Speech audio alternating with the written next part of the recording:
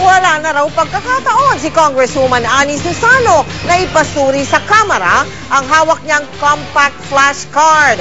Ayon kay Committee on Suffrage and Electoral Reforms Chairman Congressman Teddy Boy Locsin, sa Senado na lang daw ipasuri ni Susano ang kanyang card. Nakatutok si Lay Alves. Yung pinapipirma niya. Dahil daw pinapapirma siya ng COMELEC ng confidentiality agreement, tumanggi si Quezon City Representative Annie Susano na itest sa isang PCOS machine sa planta ng Smartmatic sa Cabuyao, Laguna noong Lunes ang hawak niyang compact flashcard.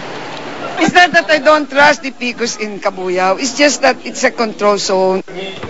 Gusto raw ni Susano na sa isang virgin na PCOS machine o yung hindi pa nagagamit na PCOS itest ang kanyang CF card. Reaksyon dito ng chairman ng Suffrage Committee na si Makati Representative Teddy Boy Locsin. Is it true, according to them, and I don't believe them at all, that you are asking for a virgin PCOS? Yeah. Yeah. Why a virgin? Because they call the ITV expert, they call virgin PCOS eh. So I don't, They yes. call it that? Oh, they call it. It's a number. Wala na raw chance si Susano na ipasuri ang kanyang CF card sa Kamara. Never, never, never. Because I went to Cabuyao. I almost got heat stroke in Cabuyao. Sa Senado na lang daw ipasusuri ni Susano ang CF card niya. Ang Smartmatic mukhang i-absuelto na ng komite sa gitna ng mga alegasyong nagkaroon ng dayaan sa eleksyon.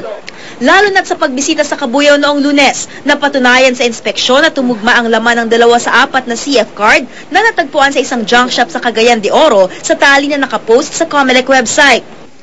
Matatandaang noong May 20 hearing sa init ng ulo ay napagsalitaan ng masama ni Locsin ang mga taga-Smartmatic. As chairman, I'm saying, and this is why, at the end of this hearing, we're really going to be coming very close to clearing Smartmatic, and the focus of inquiry will shift to COMELEC.